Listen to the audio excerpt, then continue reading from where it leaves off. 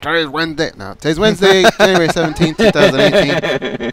Dan wanted to talk 80s wrestling, 90s wrestling today. Threw it at us like 3 seconds. He gave me no choice. I had to come in strong. Dude, I was talking. Oh my God. I was talking about an old high school teacher I had named Mr. Jensen. He looked like Vader, and he would post this big picture of Vader on his wall and scare the kids.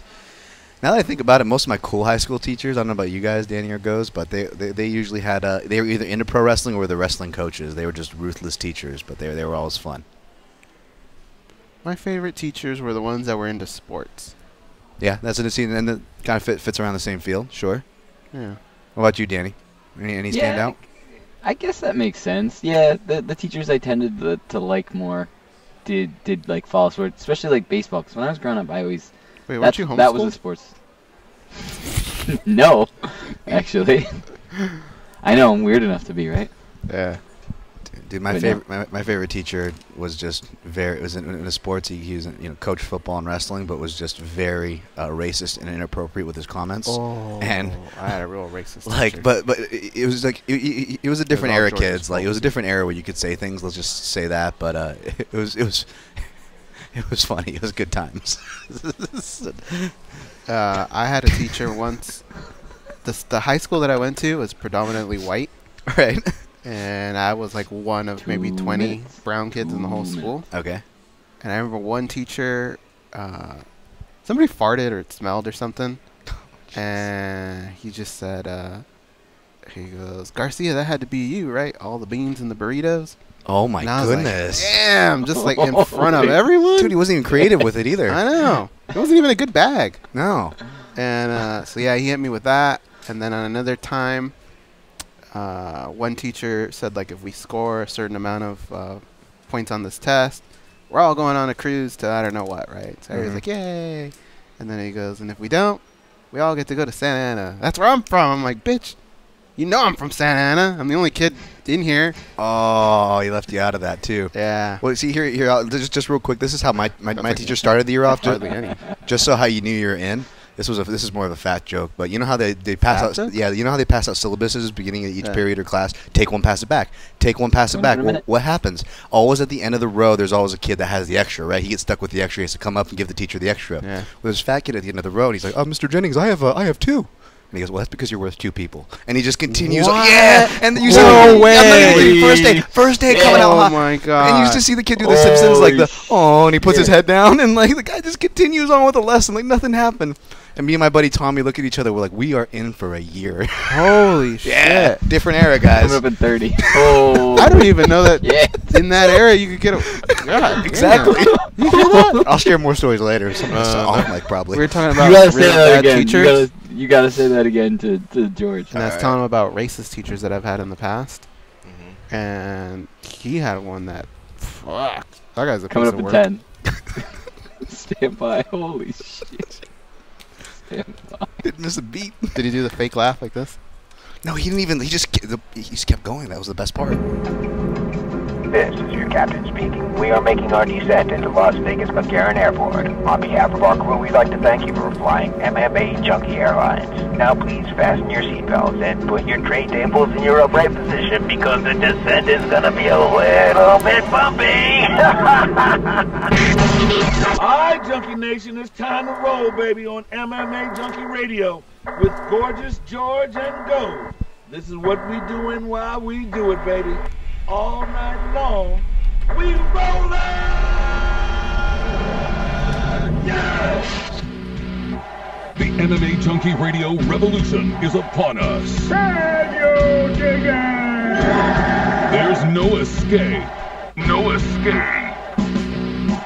Through the vast frontier of cyberspace and through a sea of stars in outer space. One small step for man, one giant leap for mankind. We've solidified our combat communication stranglehold. We are controlling transmission. With the use of MMA Junkie Radio and SiriusXM satellite radio technology. MMA Junkie Radio. Commence transmission.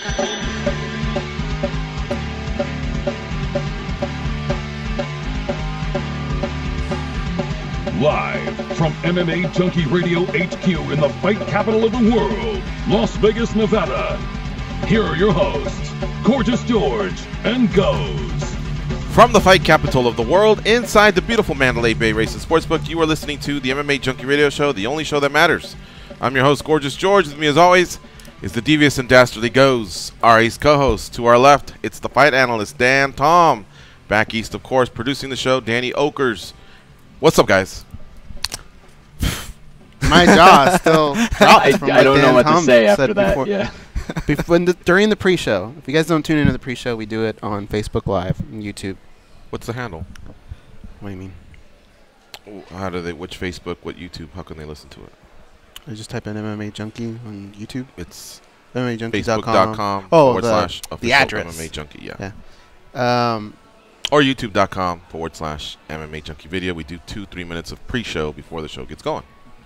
We what were you guys talking discussing? well, racist teachers or racist teachers that use stereotypes? And I was telling them about how racist my teachers were to me in high school. Racial tone. I mean, they let you in the class, right? They let you in the It's not class. like they didn't teach you. That's true. He goes, I've always felt like racist is a little strong. Yeah. Like, you know, like I stereotype, but I don't think that makes me a racist. Well, this no, guy. I think these were racist comments. Okay, well, what do you say? Well, I was telling them on one of them, the teacher just kind of bad. That was racist. like, Yours was smelled racist. the fart, you know? And he goes, Garcia, was that you? It's got to be you, right? With all them beans and burritos you eat in front of everyone. I mean, that's pretty fucked up. And that was like on day 4 or something like that. It's not like I knew him. Like, we've been jabbing back and forth. And then another one I remember in class. Everybody knew. I was like one of 20 brown kids in the whole school. Everybody knew that I was from Santa Ana. And one teacher said, if we score a certain amount of average on this test, we all go on a cruise to Cancun or something like that, right? And they, yay! And if you don't, then we all go for a drive in Santa Ana. And he just looked right at me. I was like, what the fuck? And it happened every day. Something racist happened.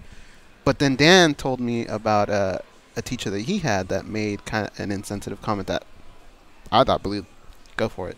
Oh, dude. Oh, he just was inappropriate. I mean, I don't know about racist because, like, whether it was your race or your build or your sex. But, okay.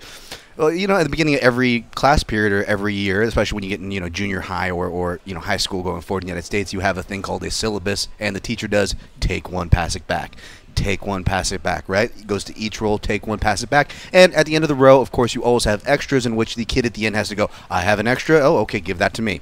Well, the kid at the end of the row happened to be a portly fellow, and he goes, Mr. Jennings, I have 2. And Mr. Jennings, without missing a beat, goes, oh, you're worth 2 people. And just continues right on with the lesson. Doesn't stop, like goes asked and like stops for applause. Like it almost made it more comical because he just kept pushing forward. At which point, me and my buddy look at each other, going, "We are in for a hell of a year." And we actually used to tally how many disses he would deal out during class. Like, we had a kid that went to juvie, so when it was time to watch a movie, we watched Shawshank Redemption. He's like, well, I got to fast forward through the prison assault part, the sisters and Andy. He's like, I don't want Juan here getting any flashbacks from juvie. And like, he would just like bad. I was like, oh my goodness, this guy. But on day 1, that's how he started out. This is your Yours syllabus. wasn't a racial thing, and though, right? you're fat. It was just kind of all around. Like, They there were fat shame or whatever. or there'd be a cheerleader, and he would say something inappropriate there too. He was very cruel. It was a fat great. shame. And your guy really loved the stereotypes, but No, this was more than one teacher. That does show tones of, you know, racial undertones.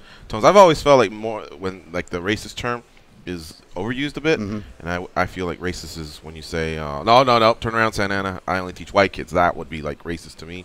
The other stuff is like certain tones of, you know, racial, which I believe we all have. Honestly, I really believe we all have, and a lot of it's from your upbringing, a lot of it's from your surroundings, whoever. If him and I had back and forths, then I would laugh at that, actually, the burrito comment. Right. But this was day 2 of yeah. class. It's like, he doesn't know me. Like, just putting me out on blast like that in front of everyone. So what does it say about me that I found all this hilarious? Basically, he's saying, if I can get away with it, kids, have at it. Have fun.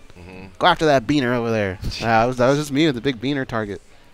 Holy shit. I will say, I don't know if I will say, like, that one does sound pretty bad to me, but for whatever reason, kind of like what George was saying, race is a little strong. For example, it wasn't a term where, you know, you needed thick skin, yes, but he was very comical in the way where he would get a laugh out of the classroom, even if, you know, whether he was trying for it or not. And maybe that says something about me if I'm that I actually found it funny. But even when he would crack at me, and in general, I got pretty thick skin. Like I can laugh at a joke. In fact, there was a group text where somebody anointed me a new nickname this morning that was pretty funny and ethnic. But I found it hilarious. This guy, Mr. Morris, one time was trying to get a hold of me in class, and he kept going, "Hey," like that. I didn't see it, but I guess he's going like that, and he couldn't remember my name. And he goes, "Julio Iglesias. Julio Iglesias." Damn. Like that. And then after you hear Julio Iglesias a couple times, you just want to know, is Julio Iglesias here or somebody who? And then I realized I'm Julio Iglesias. And he got mad that I didn't turn around. So on top of saying that, like, it's my fault. Like, bitch, I ain't Julio Iglesias. How is that my fault? It's actually funny. All right. Big news of the day. Tony Ferguson and Khabib Nurmagomedov are going to clash at UFC 223. UFC 223 is going to be in Brooklyn, New York, and it's on April 7th. Dana White confirmed this on Boston's it looks like Tusher and Rich, maybe Toucher and Rich, I don't know. Tusher and Rich show. And I think this pretty much all but solidifies what we all thought. The only thing we heard was there was a slight possibility it may be in Las Vegas, but that was like the slight possibility, the 5%. I think everybody else knew it was headed to Brooklyn. Now, the one thing we're still unclear of is whether Conor McGregor will be stripped and if this will be for the undisputed title. We all are hearing more and more that he will be stripped, but I haven't heard anything official. And I think that's just from Russian websites and social media posts and hunches and people in the know and whatever. But no one officially from the UFC has said that that's what's going to happen. However, Dana White just seems very warm to the idea that it might happen. Every time he's putting out an interview, I think that gives everyone the inclination that that's where they're headed. Can I ask a question about that? Do you feel like that is a negotiation tactic? Like, do you think they already know whether they're going to do it or not? Or is that them kind of like throwing something out to Conor, like trying to force his hand, in other words? No, I believe trying to embarrass him. The fact that he's not fighting by April and they had to make these two fight, the winner of this fight can't fight any sooner than, even if he pulls an Ngannou, that's 6 weeks, all right? Ngannou just fought at UFC 218, and now he's headlining UFC 220 6 weeks later. But this takes place April 7th. I can't see the winner not being involved on International Fight Week, so early July, that's 3 months later. The only thing I can think of is Conor begs, and they come to some sort of a financial agreement, and they say, I'll take the winner on July, whatever, insert the date, International Fight Week. I think the UFC may give him that last pass. When he started talking August, September, October, I think they were like, oh, man, well, when you come back, we'll usher you to the front of the line, but we move on with our deal here. But I really, it does sound to me like they're going to strip him. Because probably his demands were so outrageous that the UFC knew equity, or how much? How many million? That's what I believe happened. Well, for the last 2 months, when we talk about this topic, it's where's it going to be? Who's going to fight? Is it going to be for a title? Is it not? How about this question? Who's going to win the fight? Early on, how do you guys look at that? Khabib and Tony? Yeah. All right, gun to the head real quick. I think Khabib. Gun to the head, Khabib. Yeah. Tony. And I think not to kind of tilt my hand too much, but I won't be going too far off from the breakdown I gave on this year's show back on UFC 209 Fight Week when you guys had me on and I broke down the matchup. Since then, we've seen each guy's once, and I think that the opinion is going to lean toward Khabib. For example, 2 out of 3 of us right here are kind of on him for that's worth, because we saw Khabib look great, and Tony, which is his style to take damage, but we saw him lose a first round or so and get mounted before he would come back against a talented guy with staff, but so people are kind of holding that against him. So I think the public opinion is also going to be on Khabib. Conor versus Tony. Who do you have? I'm of the opinion, and I know I'm not alone with this, where I think they're both bad matches for Conor, but I've heard people say, and I agree, that ironically enough, I think Khabib is more of a winnable fight for Conor than Tony is. I feel that Tony is the harder matchup because he presents equal dynamics, a three-dimensional dynamic, if you will, from his wrestling transition scrambles to his finishing game on the feet and on the floor. He's right. about Tony being more complete. Like there's more of an arsenal to throw at Conor, but I still believe Khabib's one strength is just, especially for a guy like Conor, is just almost insurmountable for Conor. So therefore, I think Khabib is the tougher matchup for Conor. In fact, I think Conor might have a shot at Tony. You know what's crazy is I think to win the fight, but I think Tony would win in the gun to the head scenario. I'd say give me Tony, but I think that's definitely a winnable fight for Conor. Just especially if he has till September to just work and work and work and work. All we need him is to escape a few submissions. You know, at least the first or the second, like what Paul Felder did. I'm gonna point to that fight for a long time. You know, and Conor, I believe, is one of those guys. I mean, with the way, I mean, like his takedown defense has definitely improved, but it was awful. Doesn't matter. It was awful. But with Nate Diaz, I mean, he made just some really, really basic mistakes on his route to getting choked out. That's why a lot of people feel like, wow, it's almost like he wanted out.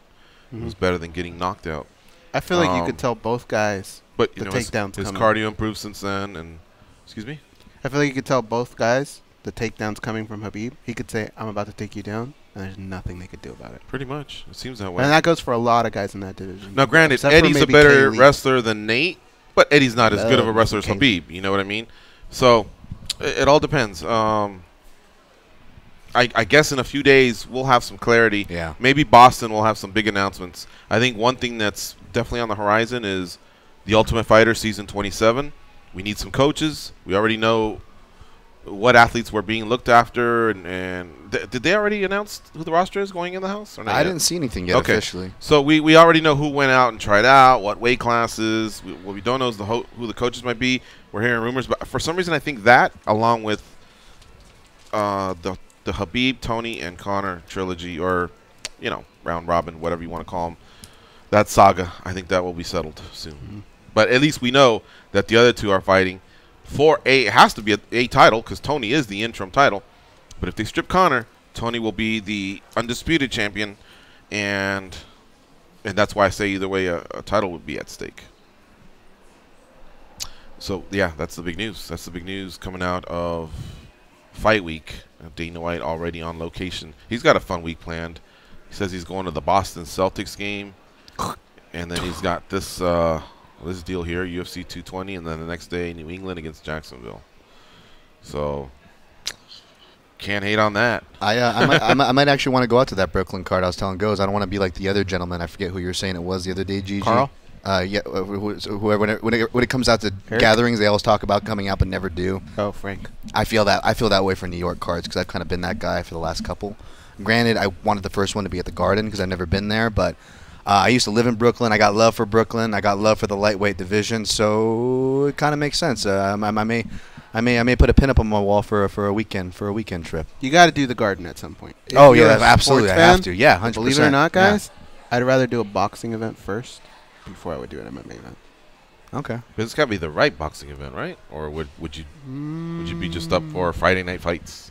Not Friday night fights, but I would take a B-level matchup before I would take a big UFC card. Well, you know, I feel like I owe that can't to remember the the way I date. was raised. but I know That that makes sense? Deontay Wilder is defending his belt, but at Barclays. Mhm. Can you look up when Deontay Wilder's fighting? And that same day, Kovalev is fighting at Madison Square Garden. So two Wow. fight. There you have it. If you want your Yeah. B level, I mean, There you go. no disrespect to Kovalev, but he's not a pound for pound top 10. I don't believe. Put on a good show though. He's probably 11 through 20. But yeah, two boxing matches in the same city, and it's on the same date. My goodness. And the guys from At the Fights, shout out to Randy Gordon and Jerry Cooney.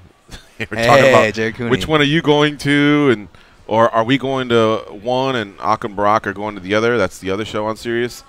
So they were trying to figure that out the other day. But same city, same date, and you know, decent names. Although I would argue that the Wilder name's a bigger name at this point. March 3rd. Against Luis Ortiz? Mm-hmm. Okay, March 3rd at Madison Square Garden, same deal.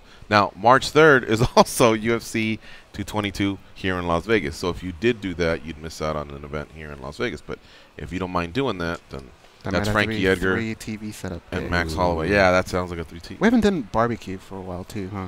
Yeah. Yeah.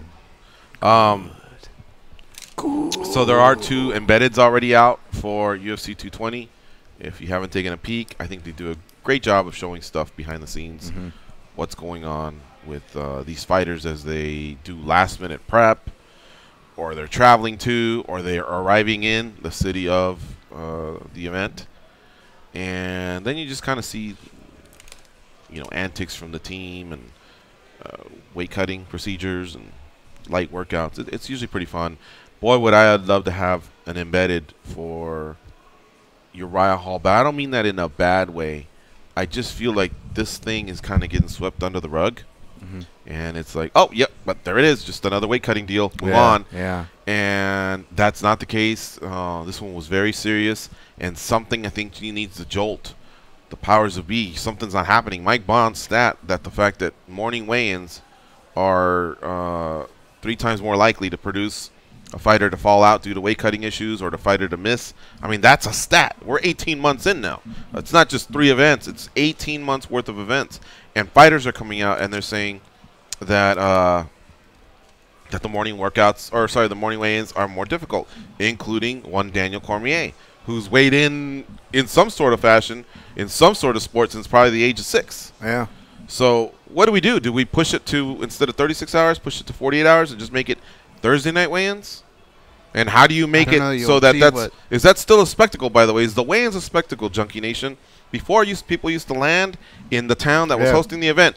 I'll be in Boston. And a lot of times people said they took the Friday off so they could fly throughout the day and get there in time for weigh-ins. Or they would fly Thursday night and take Friday off because they wanted to be at weigh-ins. And then after the weigh-ins, you go back to the fighter hotel or a pre-fight party, or you just meet up with other people that you know from a forum or friends or whoever, and you drink and party until the next day, which is fight day.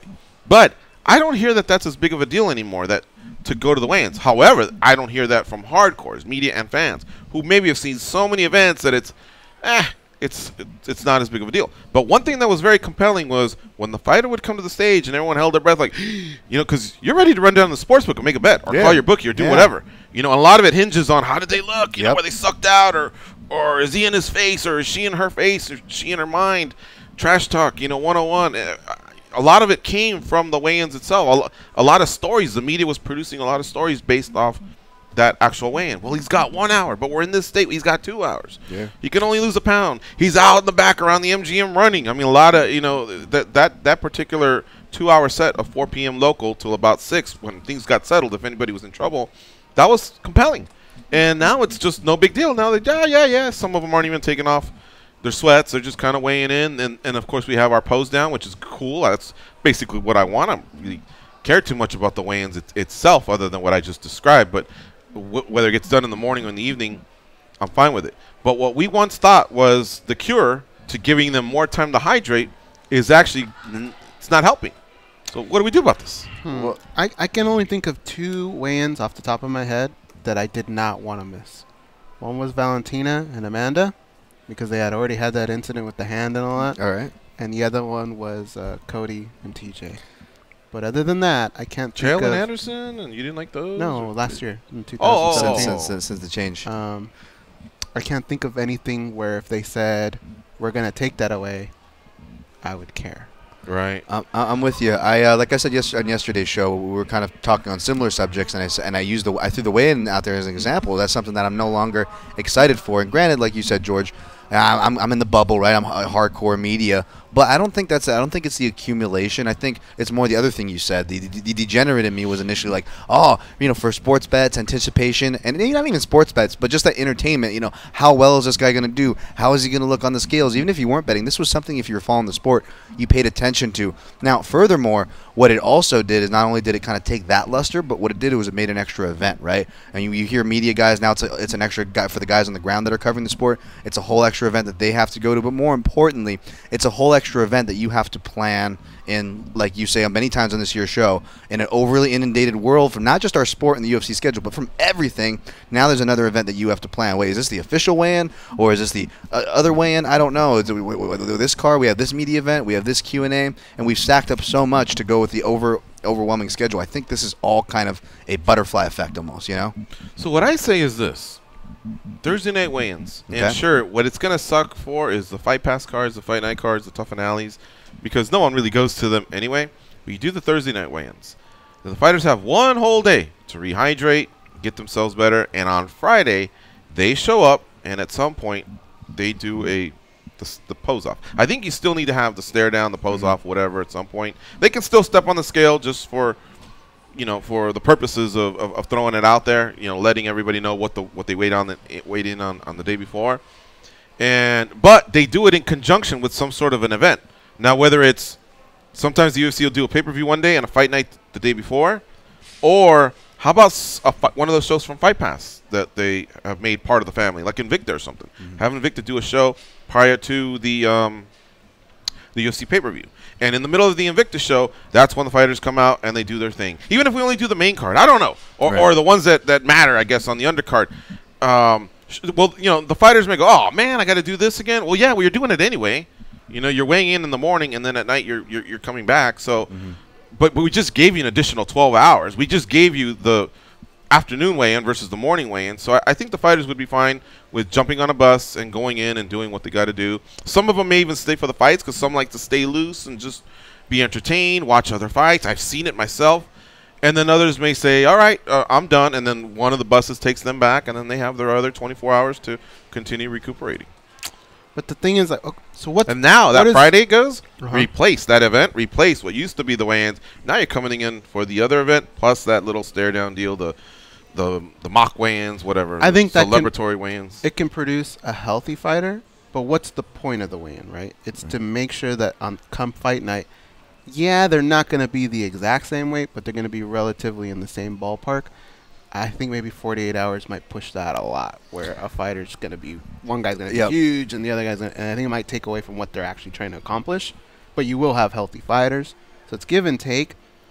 Especially in the I don't have climate, a solution. especially in the climate where it's like we're already. It sounds like, at least in general, it sounds like we're ready to. We won't scrap the weigh-ins, but it sounds like we're in theory ready to scrap the weigh-ins. With all the why can't guys just fight at their weight? We're hearing it from fighters, fans, and media. I think along with the same lines as goes. Although that sounds really interesting for production as far as sucking people in. I think it will ultimately bring the question of why are we doing this weigh-in again if we're giving them 2 times? It almost feels like a false pageantry. Like, here, you're peeing the cup and just put it in that random tray over there in that room for the drug test and go fight in the Saitama Super Arena, right? Oh, I see what you're saying. Yeah, like, almost like, what are we doing? What are we doing here? It's like, what are we doing here? Right. Would be for those that want that actual stare-off. Maybe Rogan or Smith or whoever's there at the time can do a question like they do at Bellator. It's just a quick question. Yeah. Involve them all, get them that last sound bite. Again, another 24 hours for mainstream media, or the MMA media to produce stories based off that. But I believe the stare down still is valuable. Some of them obviously just walk through it. Others really, it is just a form of last minute advertising. Can I throw one? Now, as far as what Goes said, okay, 48 hours is the guy that cut a lot versus the guy that didn't cut. Is it basically now going to be more of a weight discrepancy? Absolutely, that could very well happen. But again, with USADA now, we're now tracking these guys that are cutting a lot and regaining a lot. And at some point, maybe there's a limit to how much you can hydrate again. This is me thinking forward. Maybe that's the way you shut that down. This is when you weigh in this much, this is how much you can weigh. So you're also limiting how big they can get. Or someone that is cutting that much and getting that big, you saw it every time they're testing. Each fighter's supposed to be getting tested 6-7 times. They're getting them at random times. At some point, there's a report that says, hey, after the previous 10 times that we've weighed you, your walk around just doesn't match what you should be fighting at. You are now moving to the next weight class. And again, I know I'm about 5 years in advance of what's probably going to happen. But if we really want to protect these athletes, and also save shows, I mean, Jesus. Anybody that was in St. Louis is probably like, okay, look, I got my Stevens and Choi fight, and there was a few others. But damn, man, I also paid for Hall and Belfort. You know what I mean? I also paid for Alves and Cummings, or, a variety of reasons. Maybe I'm old school. I wanted to see Alves, or I'm a Brazilian. I wanted to see Alves, or I'm a local guy, and I wanted to see Cummings, or I wanted to be for Belfort's last fight. You know what I mean? Or I've always followed Hall's story. He got bullied as a kid in New York and has had some success. I don't know. I mean, so I think on many fronts, it helps. I will say one thing, just is in the direction of what could we do, because we always talk about the problems, and rightfully so. There's hard solutions, but here's what I think is a pretty feasible solution. It kind of touches on what George just said as far as monitoring. We already have doctors monitoring the weight cuts to some extent, right? UFC already has doctors on staff for these events, and we've heard them have to intervene at times and say, hey, we've declared it medically unsafe for this person to cut any more weight. So in other words, there are situations where doctors intervene and are monitoring the weight cuts on some level.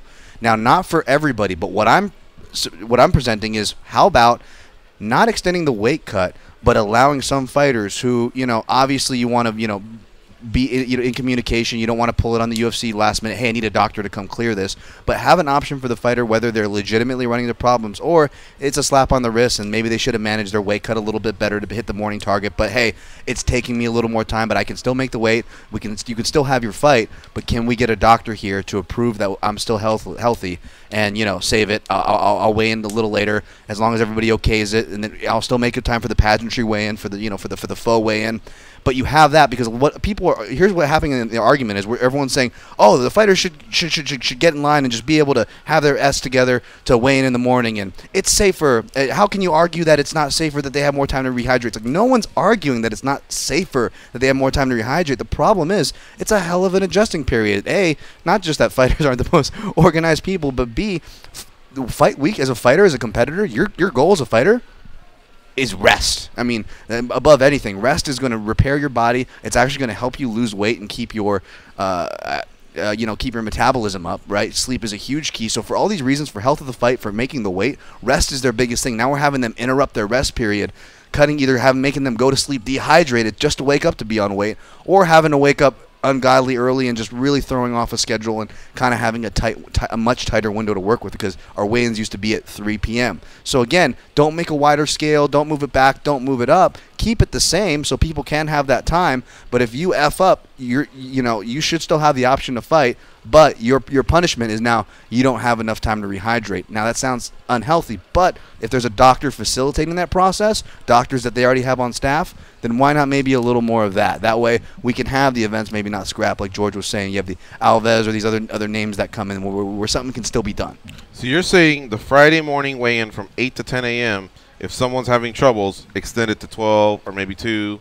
Yeah, keep the scale for them. I mean, you still run it cameras. Obviously, the media doesn't have to be there. You would still need an official to be there to make it safe, and it's going to be a pain in the ass. And of course, they're probably going to be slapping the fighter and their team's wrist behind the scenes. But at least the fight still happens.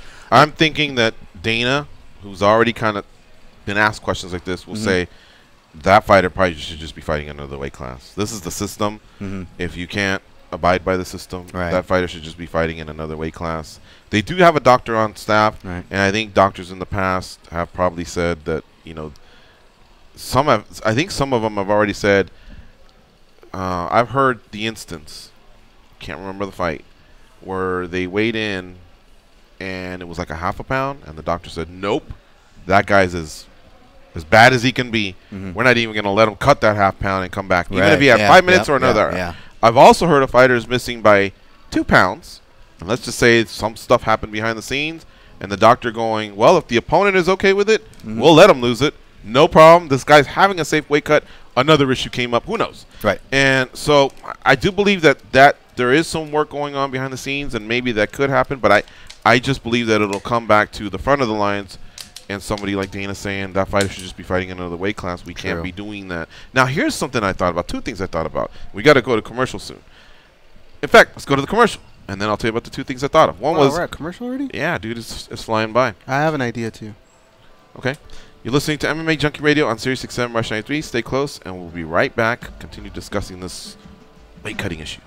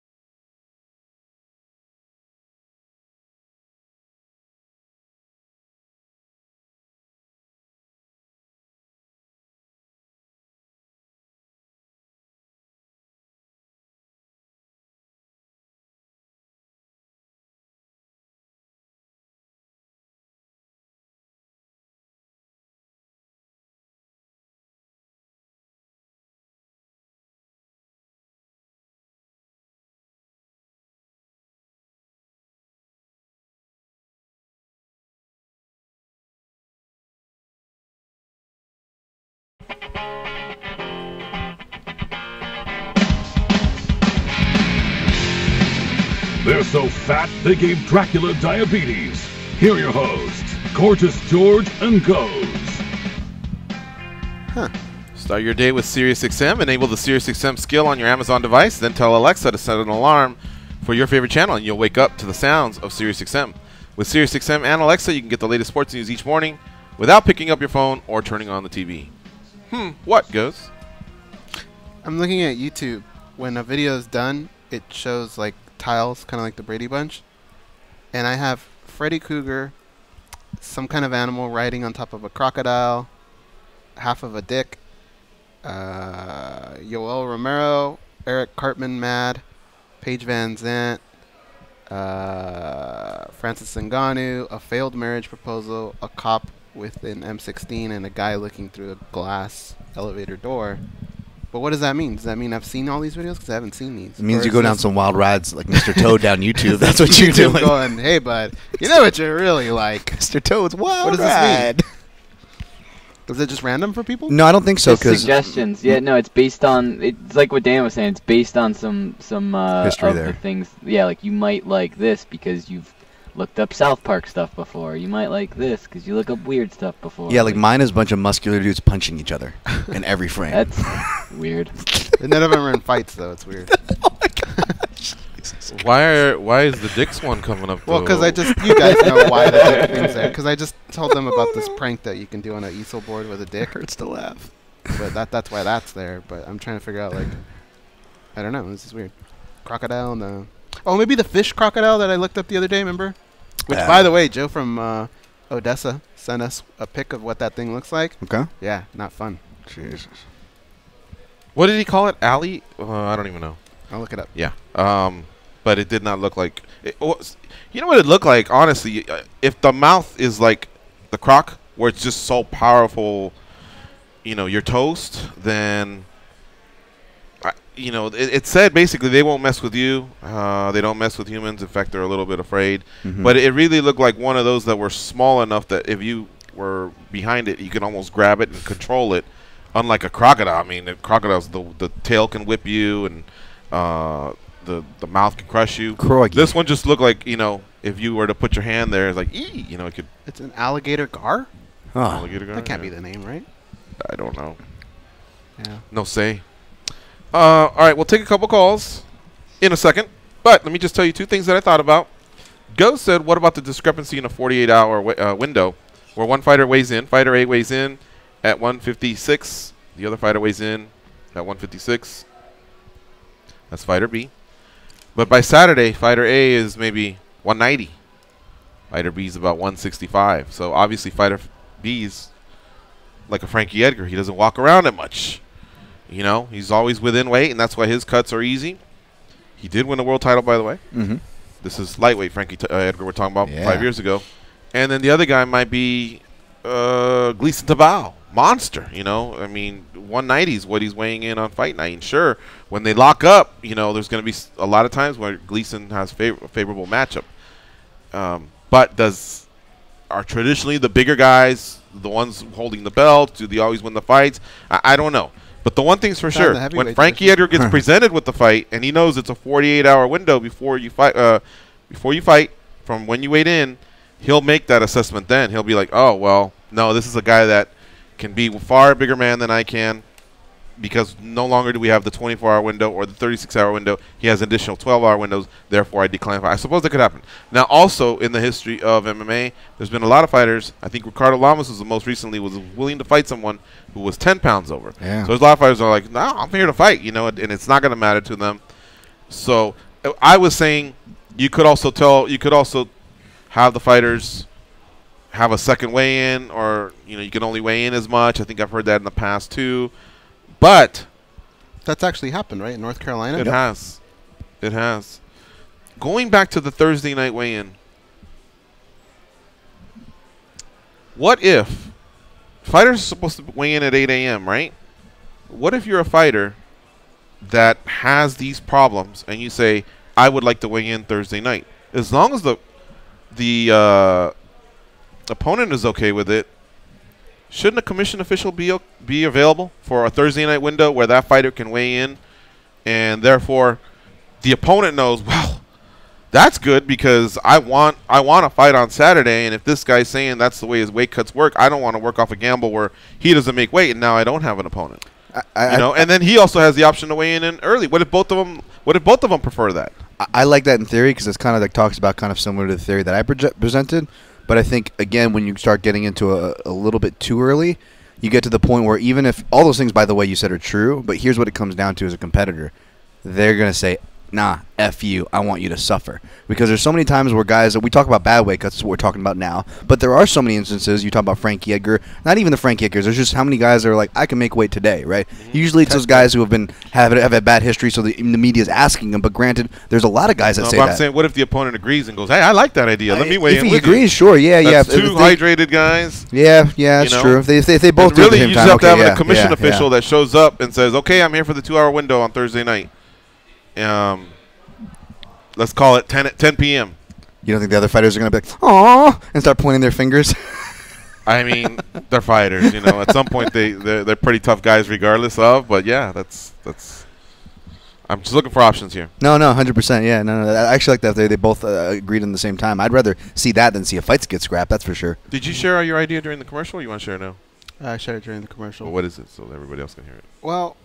Oh no, it was just to tell me to write these down. But did you have another idea? Yeah, I think that if you're a lightweight, I think if you have a fight signed, you cannot go higher than 15 pounds above lightweight. And so when they come do their USADA checks, they also check your weight, and if you're above that, you're either getting fined or the fight gets scrapped. When you don't have a fight signed, then maybe that limit goes up to like 20 or 25. The USADA guy's there anyway. He's going to come anyway, so he can weigh you. And I just don't think that they'll play that game during the middle of the training camp. I think that's very sacred to them, as where I think they are willing to do it towards the end. I don't think it'll cost I've always felt like money because you saw it knocking on the door and taking your blood and going through that whole process. I've heard of stories where someone sits with an athlete for hours because they just can't pee at that time. If they're already willing to do that, they can all have an agreed upon scale, digital scale, to weigh the athletes to just get that data. Collect the data anyway. Whether we use it now or we use it in 5 years, collect the data just so we can see where these athletes are most of the time and then go from there. It may not be a set number, 10 pounds, 15 numbers. It may be a percentage number because obviously the bigger athletes can carry more than the lighter weight class athletes. But it sure would be nice just to see where we're at, where these walk-around weights are, the true walk-around. Not us having someone on the show and go, what do you walk around at? And they probably shave off a couple pounds versus the real walk-arounds. A la Johnny Hendricks, who rumors of 220, 230 and would fight at 170. And he may share with us 205, 210. Not to say, I mean, I think fighters just probably won't want to tell you everything, and they don't really need to, But that would just collecting that data, that should be happening right now, whether we're using it or not. They should be using it right now. It'd be the best / worst USADA agent goes. Why would he be the best? Because depending on how you're wired, he can either make the collection experience really awkward or really funny with hypotheticals. And that's the worst too. Okay. I wouldn't. I'd just hand him the cup and go, "Hey man, let's do your thing." I ain't holding the cup, that's for sure. Jeez. I thought you guys just collected blood and urine. Yeah. Let's go to Scott in Utah. What's up, Scott? Why are you wearing 2 gloves? What's up, boys? What's up, Scott? Hey man, I'm glad I don't bet, man, because last Saturday I would have put all the money in the world on Michael Johnson, man. I thought he was a lock against Elkins. I mean, he was moving down from 155 to 145. He's stronger, he's faster, and in the first round it looked like what should happen happened. I don't know what the hell happened in the second round. Did he just lose focus or what? I mean, you think he would have been able to get up from that? He's stronger than Elkins, right? I mean, man, the must have ruined some parlays, I'm guessing. Yeah, Elkins is good at not just taking you down, but keeping you there. And but you're right. Like he fought off so many takedowns early in that first round that second takedown he just got so easily. It was kind of strange. Yeah, Scott, I got to side with you there as far as explanation, and I got to say it's focus. George did a good job yesterday of kind of running through Michael Johnson's good and bad moments, wins and losses, and I think a common thread there, especially obviously with the losses, was that he lost focus. And being that Michael Johnson kind of admitted that himself in many interviews, I got to imagine that's the safest bet, because it sounds crazy in there. Like, why would you not be focused? Someone's trying to take your head off, but it's a different thing, I mean, it's easy to lose focus even when you're winning. Even guys like I believe John Fitch, or guys with that similar style where maybe they're grinding and say, "Hey, get the finish," and it's a mental switch. You know what I'm saying? And mental switches are funny. It's hard to really explain unless you're in there, and only the fighters truly know, Scott. But I gotta guess it's a focus issue. Yeah, that was weird. I was rooting for him, and when I saw it happen, I was like, "What the fuck?" But my other thing was Nagano, man. It seems like the UFC's really pushing him and behind him, and they see the potential in him and how big of a star he could be. And if he achieves this, you think he could surpass McGregor? And if he does, would that hurt McGregor's bargaining power with the UFC if they got a star like Nagano? Here's the only way I think I could see Ngannou surpassing McGregor. Obviously not in the speaking and the overall movie marketing. Not that there's not going to be movie opportunities for a guy like Ngannou in some shape or form. But here's this kind of wild theory, and I hate to throw this out because I'm the anti. Let's keep them. Let's keep the super fights in boxing to boxing. Let's keep the super fights in MMA to MMA. But Ngannou could, depending on his skill ceiling, which I don't know, a lot of it's still speculation, to be honest. But he could be one of those guys I could see potentially crossing over if his power is as scary as it is, if his skills keep progressing. He's a guy that, boxing could be heavily marketed. And that marketing machine and those doors, well, now we're talking about a different thing. And obviously, yes, well, McGregor is the only one to have gone, and he recently did it, and he made this much sure.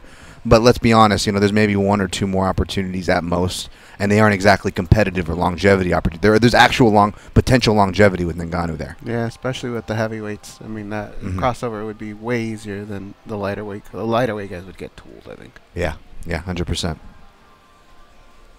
I'm not saying it would happen right after the Stipe fight, but maybe a year or two from now, he might be so huge, and if he's knocking people out in the first round like that. But all right, guys, I'm out. Okay. All right, Scott. Thank you, Scott. Dan from Morgan. What's up, Dan? How you doing? Oh, yeah, how you doing, Dan? Sorry. Fantastic, man. Guys, you guys are talking a lot about weight cutting, and what I'm kind of thinking about is we got this Australian show coming up. Mm-hmm. Every time we went to Singapore, Japan, Australia, that's the morning time over there. So it's always been morning weigh-ins. It's always been morning fight time. And I'm pretty sure they're still doing it that way, so there's really been no change over there in Australia. And you look at the last Australian card with Werdum and stuff, I think 4 people missed weight on that card. So I almost think that this is like an experience issue with, you look at the cards we got these days, it's like the quality's not high, man. We're getting all the bottom tiers from the UFC. All the legacy fighters are holding out for money. So maybe it's just like an inexperience issue there. But Chael Sonnen was on, I think, the Fortnite, and he's talking about this has already been solved. The problem's been solved in high school and collegiate wrestling. They do the day of weigh-in 1 hour before the event happens. And that's what cures weight cutting. You do the hydration test and all that stuff. I know that's a long way from where we are right now.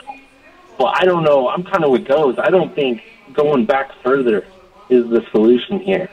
Okay. As far as what you're saying overseas, the reason you're seeing the time differential is because they are actually fighting at 10 a.m. in Melbourne, Australia, or in Tokyo, Japan, to accommodate the pay-per-view start time of 10 p.m. Eastern, 7 p.m. Pacific. So as you're seeing that, you may actually see whether they're working off 24 hours before weigh-ins or 36 hours before weigh-ins, you may just see bizarre. Like, you'll be on at 10 at night, and you're like, what the fuck? Fox Sports 1, they're doing a live weigh-in show? You think it's an actual repeat of something earlier, but it's actually live, and you're seeing it 8 or 10 hours off what you're normally seeing it. As far as collegiately, I get what you're saying, except if something doesn't happen collegiately, and I'm not trying to hammer... What is that? I don't know. Okay, sorry. If you, I'm not trying to hammer collegiate wrestling or anything like that, but if you don't have yourselves your collegiate wrestling match oh well, I don't know if someone else is ready to step in. I don't know how it works. But imagine if you don't have your $1 million match. You know what I mean? That people paid for or whatever. Eee, that's a big deal for the promoter, the fans, the fighters themselves. So I kind of like that protection where we've seen people come in on 24 hours notice or less than 36, 48 hours. In fact, we didn't even touch on that. If it's 48 hours notice, that might actually be enough time for the last minute people. You know what I mean? So I yet again like my idea even better. Anderson Silva, UFC 200, 48-hour window. It's important we got to go to a break. That were there. Hang on to those thoughts, goes. We got to go to a break. We're pushing up here. You're listening to MMA Junkie Radio on SiriusXM Rush 93. Let me leave you with this real quick, though. The odds are in on Tony Ferguson and Habib Nurmagomedov. Guess who's the favorite? Should I tell you now, or should we leave it as a teaser for you to tease? Tease? Okay. Tease. You'll hear about it when you come back. It's MMA Junkie Radio on SiriusXM Rush 93.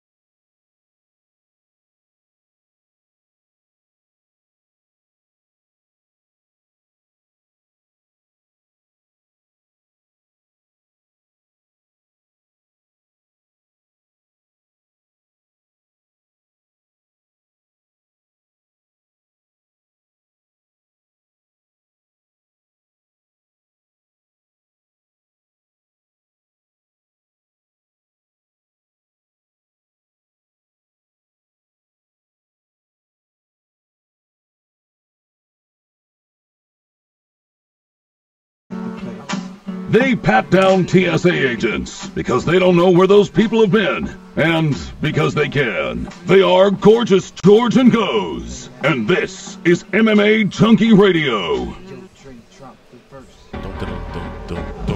SiriusXM is giving our subscribers a chance to win an opportunity to go to Minneapolis, Minnesota for Super Bowl 52. One grand prize winner will receive a trip for two, including airfare, 3 nights hotel stay, and 2 tickets to Super Bowl 52 on February 4th, Minneapolis, Minnesota.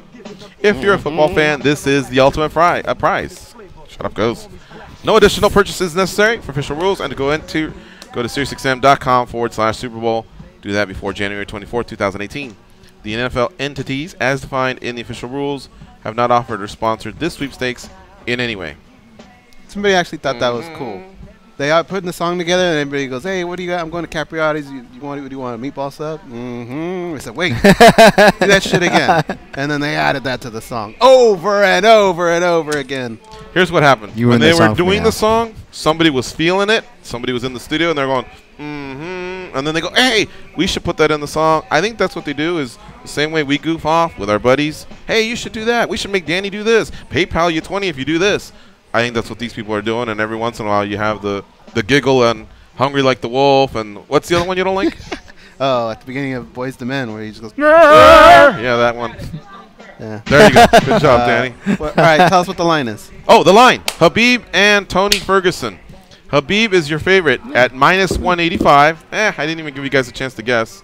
But yeah, he's the favorite at minus 185. However, he's already been bet up to minus 200. What? And yeah, so the early money already came in on Habib Nurmagomedov. This is all courtesy of the Odessa line. Joey Odessa handing that off. The comeback on Tony Ferguson right now is about plus 170. So there you have it. Currently, Habib minus 200. Tony Ferguson plus 170. It all goes down in Brooklyn on April 7th. The only question that lingers is this for the undisputed title, or is this for the interim title with the winner to fight Conor McGregor later this summer? Who knows? All right, folks. We're up against the hour. It's MMA Junkie Radio on Sirius XM, Rush 93. Stay close. We'll be right back with Steve Cofield from ESPN Radio here in Las Vegas.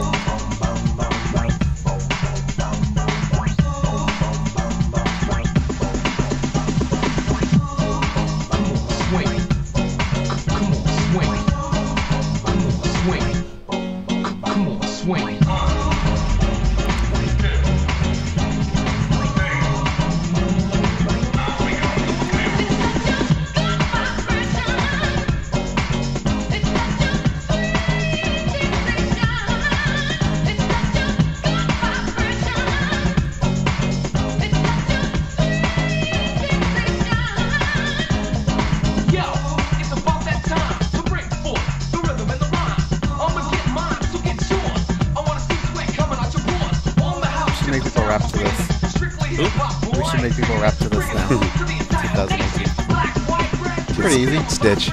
Here we go. It's the second hour of the MMA Junkie Radio Show. It's our honor to have local Vegas legend, radio legend Steve Cofield here on the show. He has been in radio for many years. You can hear him on ESPN Radio 3 to 6 in the afternoon here in Las Vegas. It's a show that I catch quite frequently, 1100 AM, 100.9 FM. But he's done work on Mad Dog Radio, done work on SiriusXM Rush, pre and post fight, and he's all over the place. He's at the UNLV games, he's at the Golden Knight games. Thanks for coming back, Steve. What's going on, guys? Good to have you. It's good times. Yeah. Tone it down on the voice, too, man. He's going to put us to shame over here. He's got the perfect radio voice. I'm loud. Yeah. No, seriously. Great to have you back. And I know with you, we can touch on anything. So there's some stuff, out there in MMA. Khabib and Tony's official. I don't know if you heard that earlier. And I guess the one thing we've got clear, we got the odds. Khabib's the favorite. Tony's the underdog.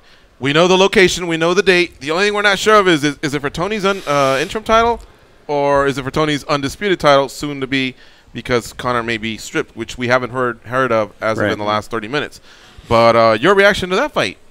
Awesome fight. I'm curious to see what happens in the fight. Yeah. That's the thing is we just noticed that today on the shows. We haven't really talked about how the fight would play out. We're so busy with what's going on with Conor. Is it going to be for this? Is it going to be for that? That we never really actually broke it down and figured out who you got early. Who do you have going early? Yeah, we don't need the explanation. Just throw out a name. We just want to see. Habib. Yeah, that's where we're at. Just Habib. Stylistically. But the guy that watches more fights than anybody said Tony. I was like, God damn it. And I like underdogs, so I will definitely be paying attention to see what Dan has to say about it. But he likes Tony on. I just think Habib just seems to smash through anybody he gets his hands on. His fight really is making weight, and then after that, the record speaks for itself. Mm-hmm. I feel like now I need to go back and watch more of the Tony fights to see how many times someone actually tried to get him down. That's the thing about Tony's game, though. It's he's okay with guys swinging at his face. He's okay with guys taking him down because it plays into his home base. And that was kind of the breakdown for me. Is essentially just he makes his money off that front headlock, and that's essentially Khabib's entry point. Essentially, to get where Khabib wants to go, he has to travel through a really dangerous neighborhood, and that's not including the counter strikes, which I feel crazy picking Michael Johnson in hindsight, but I stand by it. But because we saw what a good counter striker can do to Khabib Nurmagomedov, that said, Khabib should be the favorite like I projected because he looked so well and improved his stand-up in his last fight. The line, I have no issue with him being the favorite. I think Khabib should be the favorite for what that's worth. I just like Tony. What about on paper, guys? Like, amongst the hardcores, we're salivating, right? Yeah. But Joe Schmo, do they see that fight, and are they fired up over it? I don't think they are as much not as yet. we think. No, yeah, they're not not yet. They're not at that It's point. going to need some push, right? Khabib hasn't been active enough to be able to push him to the masses, which is So why they need to do this fight.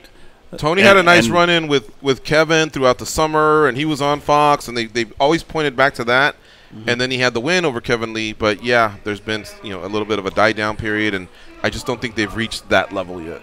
Well, the thing that we were talking about yesterday was when Dana White says fighters need to promote themselves as well, we were saying it's more of a 50-50.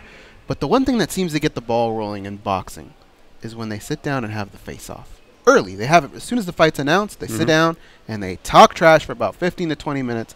I think that's what that fight could probably benefit from. I'd love to Us see watching that and then going, okay, I know that guy. I remember what he's all about. He's back. And just have them go at it a little bit and get the ball rolling.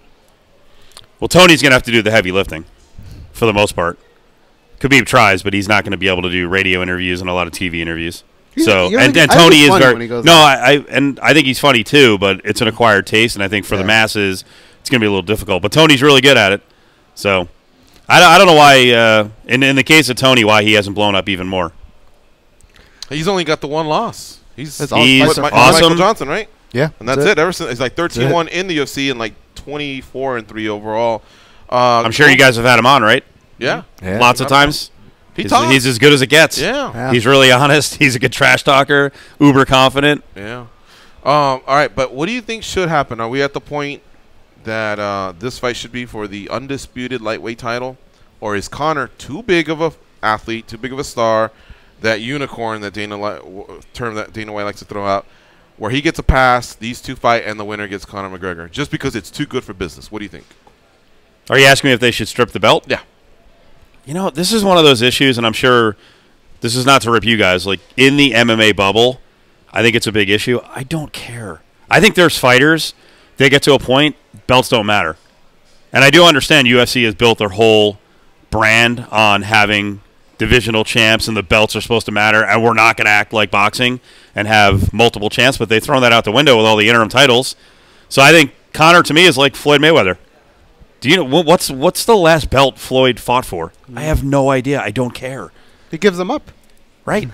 You get to a point, was he a welterweight champ for any of these recent fights? I don't know. I don't care. I don't remember. And in the case of Conor, it's like he's sort of an all-division guy from 145 up to 170. So does it matter if he has the title? Conor doesn't care about pay-per-view points. He just wants a firm number. He's like, this is what I'm worth. Right. Whatever it takes to get me there, whether it's pay-per-views or another form of a bonus, whatever it is, pay me this. He's right about that. He's reached Mayweather status where he calls his number, and the UFC either agrees to pay it or not.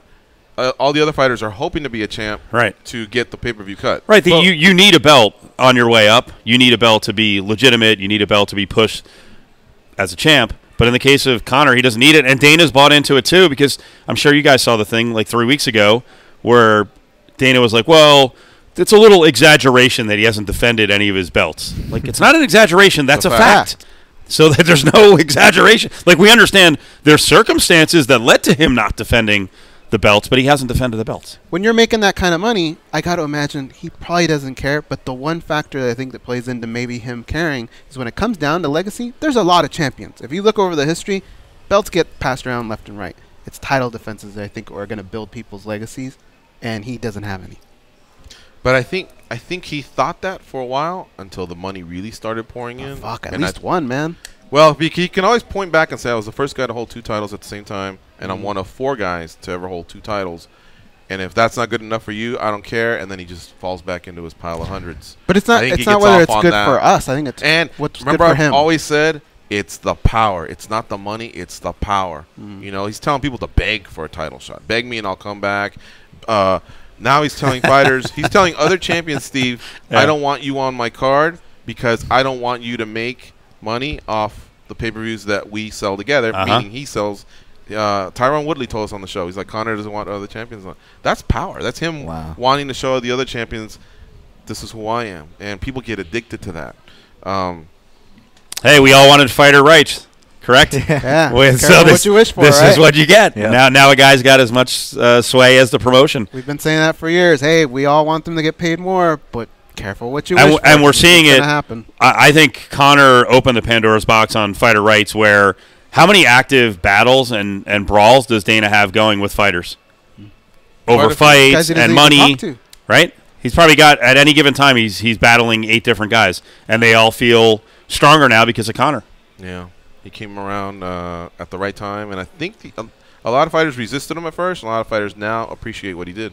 He opened up the books a little bit. You want to go back, a similar guy to me is Tiger Woods, because initially I think there was a lot of jealousy with golfers, and it's like, dudes, this guy's going to raise the tide for everyone. Don't be jealous. Who do you like this weekend, Stipe Miocic or Francis Ngannou? I like Stipe. If we're betting, I like Stipe from the value standpoint. Okay. Is he going to fight smart? I hope so. That's the question, right? Is he going to go in there and want to stay in the pocket and bang? Yeah, that's what he says. Probably not a good move. That he tends to do that, and you know he's been put down, but he comes back and he wins because his chin holds up.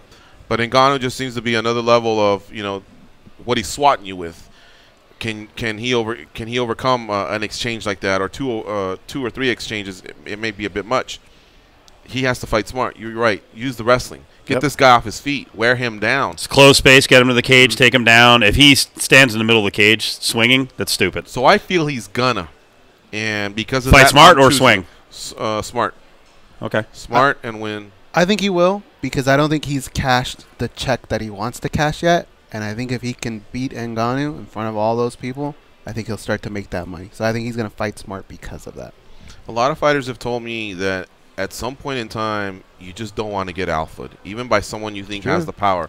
He goes, so the way around it is you fight smart early, and then when they're dropping their hands and you've taken a little bit of the starch out of them, then go for the KO, and you can always look back and say, 4th round TKO, fighter B, lesser power versus fighter A, the guy that knocked everyone out. He goes, you just got to be smart out there. And a lot of people aren't smart. They get caught up in that game. Oh, yeah, let's do it. Oh, what was I thinking? He hits harder. What was I? He just KOs people.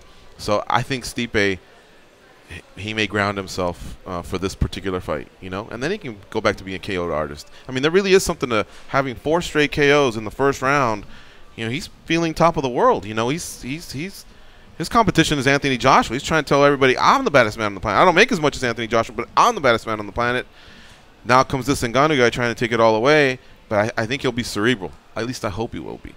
How about Daniel Cormier and Volkan Ozdemir in the co-main event? What do you like there?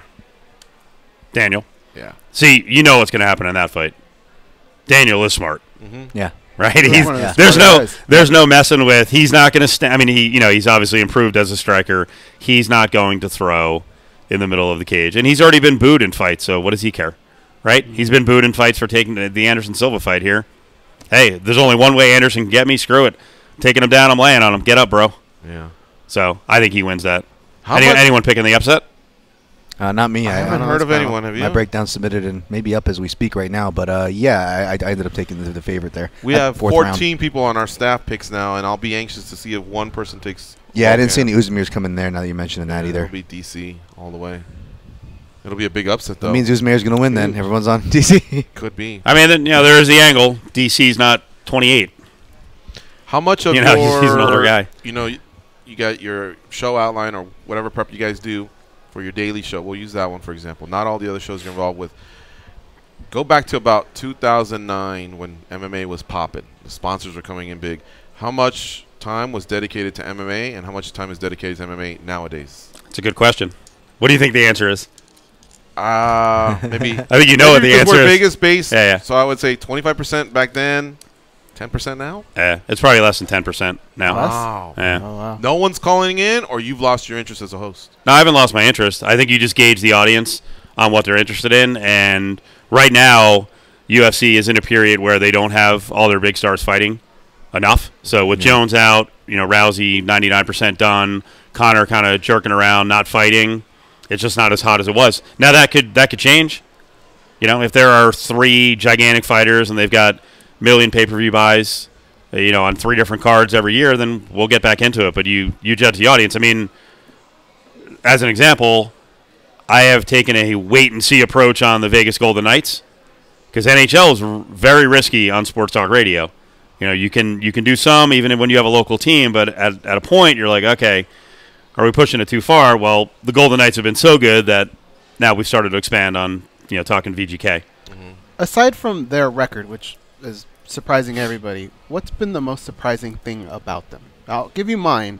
The home games that I've been to, I didn't think that we would have that big of a home. I didn't think we'd have any home court advantage. I just thought whoever's in town, a lot of people are going to show up and they're going to be louder than we are. But that didn't really happen in too many games. It did happen in a few. Red Wings, pretty loud. But I thought the home crowd kind of held it together. But I think it is the record. For an expansion team, it's amazing. They've won 75% of their games. They're winning games on the road. And like you said, they're virtually unbeatable at home. And they score a lot of goals. They score a lot of goals. They're super fast. Their goaltending's ridiculous. They had to go 4 deep with goalies at the beginning of the season, and they were still winning, going 4 deep. So it's been a crazy story. Wait, I'm not too much of a hockey aficionado. Does that mean they're 4th string their 4th string goalie? Yep. Why'd they have to go to because of injuries? Everyone got injured. Oh, wow. Yep. So they have Marc-Andre Fleury, who they got from Pittsburgh. He got hurt early on, concussion. They had Malcolm Subban, who they picked up from the Bruins. He got hurt. They went to the 3rd. He got hurt, and then they had to go to a 4th, and they were still winning. So it's been incredible. But you're probably onto the biggest part of the story aside from the winning. The home support has been insane. And it's actually rewarding as a Las Vegan. You guys have been here forever. How many stories did you read when they were thinking about putting hockey in Las Vegas? They immediately associated us with Miami and Phoenix. And it's like, no, there's good fans here. They will, and now the winnings helped. Listen, if they were one of the bottom 3 teams, people would still be going to the games.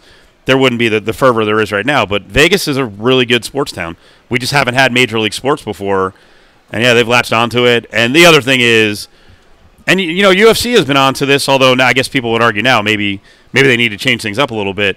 One of the things you talk about with UFC for first-timers is the in-arena experience, that it was better than boxing, and eventually boxing kind of caught up, and the European cards do a good job. VGK, when you go to the games, Like, there's something going on every freaking second. So it's not just the hockey. And it's actually, I'm not a giant hockey guy, but it's funny when you watch the road games now. I'll watch them, say, at Anaheim, and you're like, yeah, it's kind of quiet in there. Like, is nothing going on? Doesn't seem like people are fired up. When you go to the Golden Knights games, man, it is popping. They've got contests on the ice. They're doing announcement all the time. They got the big board going. They've got some drum crew on one end. They have the mascot running around. They got a guy in a night uniform running around. It's cool. It's turned out to be a big deal. You know who the laziest mascot of all time is? Who? Hey Reb. Watch Hey Reb. He does nothing. Wow. Like, there's times where he's just kind of going like this. And he's just sitting back talking to people. Like, well, and that's the other thing that's happened. Watch all the other teams. He's like some 58-year-old who's grandfathered in. He's just tired. It's usually a young dude. Yeah, it's usually a young dude. I forget. Every once in a while he'll pop. He'll do something, and you go, oh, okay, he's alive. But other than that. Oh, they UNLV, because you're a big UNLV fan, and there's actually a game tonight. UNLV has absolutely begun to feel the pressure of the Golden Knights because there's only so much disposable income in a town like this, and now there's they'd never had competition for tickets to an event that would draw 15,000. Now they got competition, and the crowds have dropped down. They're not winning, and they feel pressure to amp up the building, get people back in there again. So it's good for the market. But that's definitely what they would do. Is they would stay at Thomas and Mack. They would never use T-Mobile, even for like big colleges that come or anything like that. Well, because it does. They don't really need to, and Goes right. Because the rodeo's here for a couple weeks at the beginning of December, so they'll go out of the building and go to the MGM and T-Mobile. I actually don't like them going to T-Mobile if they don't have to. Technically, for basketball, Thomas and Mack is bigger than T-Mobile. It's a gigantic college arena. And that's sometimes why it looks kind of empty when there's 12,000 in there. Now they have a real home court at Thomas and Mack. Anyone that they bring in should have to play at Thomas and Mack. They used to during Tark days 25, 30 years ago. If you had a Georgetown or an Arkansas come in when they were big time, you play at the Thomas and Mack. There was no other building at the time, but it's a big building. I've always felt, maybe because I don't get great tickets or none, I just kind of always sitting at the top. I just not comfortable there. I don't know. Really? At Thomas and Mack? Yeah. Steve, were you in Vegas in the early 90s? Remember the Las Vegas Thunder at all? I wasn't here, but the Thunder were still around when I first got here. I got here in '96. Okay. And they did well. Yeah. They did well. They were at the Thomas and Mack, and they would draw 7,000-8,000. They did well. I remember going to their shows and stuff as a Vegas guy. I don't know if they were expansion team or what, but that was a minor league hockey team. Okay. Oh. And they had they actually had a good in-arena experience, and they had a great mascot, and it was super popular back then. And then the city tried again with a team named the Wranglers, and they got off to a decent start, and then they just had no support, and it kind of died a slow death over at the Orleans Arena, which holds about 8,000. Yeah. But there was always this. I mean, I don't know why Phoenix hasn't worked. I think it's because they've been in different arenas. But the Coyotes, yeah. This works here in large part because we've got so many transplants from the Northeast and Midwest. Now, the Vegas Golden Knights athletes that you've spoken to, are they happy to be in Vegas? And because they're winning and the crowd has been supportive and the production is great, have they embraced it? I always felt like anybody that came over from an expansion team was like, oh, man, it's right. Different band members getting together and doing their own band. I think they've embraced it. Yeah? Yeah. And I think they've used the motivation of sort of being dissed by not being protected in the expansion draft to kind of bond together. They're all the same sorts of guys except for maybe James Neal and Fleury. They were just making a lot of money, so it was better to just, for those teams to let those guys go and go a little cheaper and younger. And the other it's sad to say, but this is the truth. The other thing that bonded the team is the shooting here. True. The season was going to start, and then all of a sudden this lunatic is shooting 600 people. That week they're starting, so they've got all these ceremonies. It's somber. That probably brought the team together to another level beyond what anyone imagined. Yeah, they'll definitely bond in a couple months, right? With taxes, that's gonna feel good. That's gonna feel good. State taxes. That is gigantic, and that's like you were mentioning earlier. You were asking me earlier about our rundown on the local show. Things change as the market develops. We're doing more NFL now than we ever did. And it's not like we didn't do NFL. The NFL is king in Vegas and across the country. So the Raiders are going to be gigantic. And one of the big angles with the Raiders, can you imagine? You guys know. You're from California. Oh, yeah. You imagine the difference when you're making hundreds of thousands of dollars or millions? John Gruden alone is making $10 million. What's the do you guys know what the state income tax is? Is it It's not 13.5%, is it? Is that high? God, I hope it's not that high. I heard it was in the 9s though. Whereas we're in the 8s. I heard they're in the 9s. No. For state income tax, we're 0. Sales tax, you're right. It's 8s and 9s. Yeah. But their state income tax, first of all, they have it. Wow. So when you make millions as an athlete, that high? And the same thing with VGK. I mean, these they're making hundreds of thousands, if not millions. It's a big deal. You can buy a palace for 500 G's here. Cost of living here, as opposed to say the Bay Area. No traffic. Right next door still. The air gets cleared up from time to time. We have a little bit of smog, but nothing like those cities. Almost no traffic. Yeah. I mean, traffic is a little bit rough now. It's just a quick drive or a quick flight if you really want to get a beach house and you and your family. Chamber of Commerce for Vegas. When we lived I know in people California, hate it. We went like, stop talking about Vegas. We lived Too bad. about 15 minutes away. And do you ever go? Well, about 4 times a year. Yep. And now that I live here, I can't wait to go back. I know. And my friends go, hey, let's get together, for a drink. I'm like, near the beach. Yep. Or if it's in the summer, let's go to the beach. Let's have breakfast near the beach. Everything. I miss it. Beach right here. I took it for granted. Yeah, man. That's got a beach. That's true.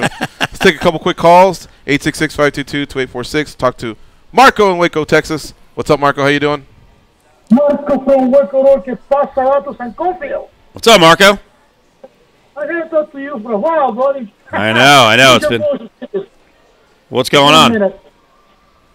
So, let's talk about Kavir and Connor, man. Kavir and Tony.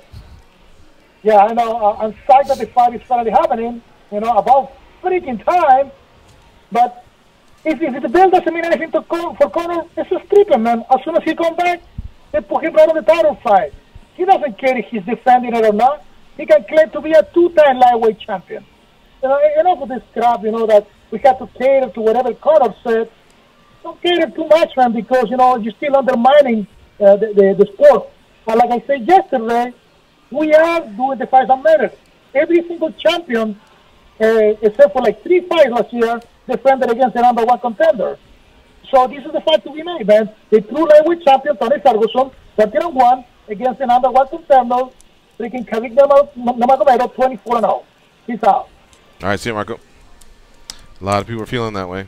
The only thing that I feel bad for Tony Ferguson is this was brought up when GSP vacated, is the new undisputed champion, the one that was the interim, in this case Robert Whittaker, and they go, you're now the undisputed. They don't have that moment of kicking the champion's ass and being belted for the first time as the undisputed champion. Tony Ferguson earned that right to fight Conor McGregor for it. And now, to me, Conor's he's not going to be there for that moment. Because, that's how fighters become a little bit more mainstream, is those moments. To use a pro wrestling term, getting put over. Yeah. And that's just not going to happen for him. They're just going to present him with a belt and say, you're now the undisputed. And Ronda didn't like that. Huh? When Ronda, she didn't like that. Yeah. That was a big deal for her. Yeah. I remember you miss that. Marco? Used to hear him a lot. Of course, yeah. He's one of our best callers. Yeah. Love him. Showtime in Tennessee. What's up, Showtime? It's yo time. Hey, what's going on, fella? Not much, man. What's up, Showtime? What's going on, man? Not much. Nothing much, man. Enjoying me an off day, having a few drinks, watching you guys, sitting here at the bar, looking at you on my phone. So have one for me, man.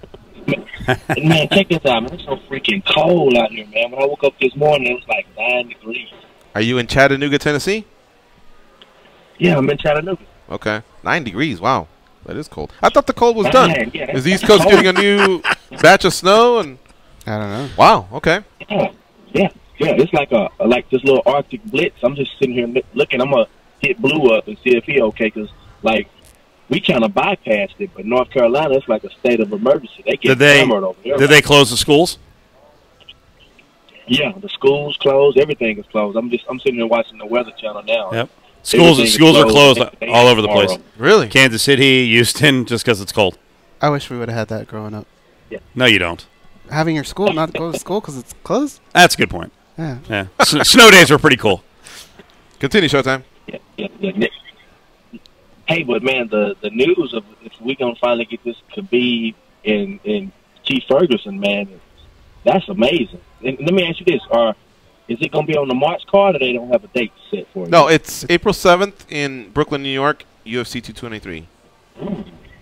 Ooh. Oh, and we're hearing that another hasn't been confirmed by any of the major sites, although one's pointing to a rumored @Talk MMA personality on Twitter who is saying, and the fact that Fighting is saying it leads me to believe, okay, we must be close to a Rose Namajunas and Joanna Jędrzejczyk rematch on that same card in Brooklyn. Once again, by the way, Vegas getting the shaft. Vegas said has gotten just we've had terrible luck with these fallouts at UFC 200 and then the following year, and fighters hurting their backs during the warm-ups, whatever. And here's a good chance to make Max and Frankie at the top and then just stack it up. You know what I mean? Yeah. Make it a sick card. And instead, Brooklyn's already outperforming the Vegas card. So I don't know.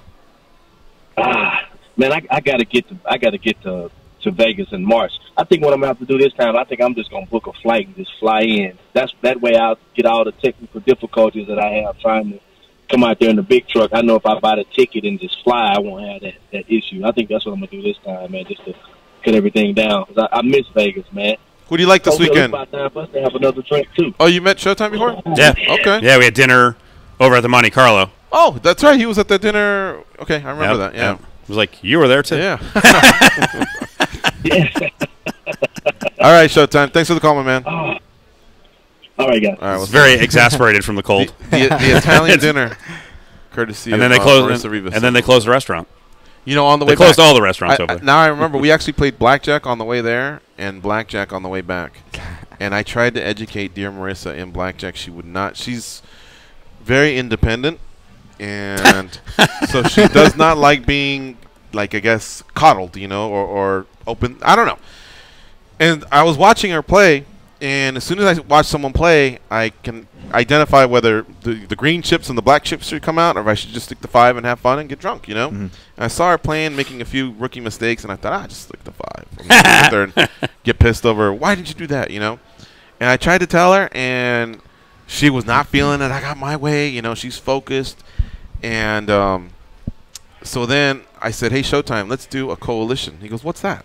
I go, rather than you and me both hope we win, including Marissa, rather than all three of us, 2 guys won, 1 lost, 1, 2, whatever, let's all just pull our money together and just all come to the same decision, hit, split, double, whatever, and we either ride together or we die together. Me and my buddies do it all the time. Yeah. And Showtime was in, and she did not want to be a part of the coalition. She goes, I'm doing my own thing. Oh, wow. And Showtime goes, bet. He goes, GG can make the decisions because he could tell I knew what I was talking about, right? I've done this probably about 20 times, and I would say 18 of those times I've come out a winner in the coalitions. Nice. Right, and all the pressure's on me. If we lose, trust me, I got to look at all you guys and go, sorry, because you all gave me 100 each. We had 400. But we make bigger size bets, right? And on the coalition, the card that's given, in this case, what's the MGM? What's the MGM card called? I just blanked out. M-Life? M-Life. In this case, my M-Life starts going up. It benefits the group. You know what I mean? Regardless. Benefits the group. Yeah, my card goes up. No, because then the next time you do it. Like, this is a Friday night, and then Saturday night, let's put it on Steve's card, and he'll make the decision. And if he has any problem... I know. I was like, I think George has the card every time. The dealer doesn't have a problem with it. They're hip to it. Right. And then if Steve's like, what do I do? He has no problem looking over, and then I'll just go, oh, hit that one. Whatever. We all talk amongst each other. She would not do it. Showtime and I turned $100 into $300. We were laughing our asses off, drinking, toasting. And she was sitting there. She was pissed, man. She was down about 120 and looking at us. And I was like, it's not too late to join. She would not do it. Oh, wow. So there's a story about Marissa for That's you. it. Replay Junkie starting at midnight Eastern. Got it. Yep. Changes coming on the channel. Let's take a break. You're listening to MMA Junkie Radio on Sirius XM. Rush 93. Stay close. We'll be right back. We have Steve Cofield in the house. When we come back, we got to talk a little bit about the NFL. Some big games coming up. The big 4 are left. Jacksonville versus the Patriots in New England. It's like a 10-point spread or something like that. And Jacksonville's got a great defense. I don't know about all that, man. I'm an underdog player. And in the NFC, you got Minnesota visiting the Philadelphia Eagles in the second string bowl up in Philly. All right, we'll be right back. Stay close.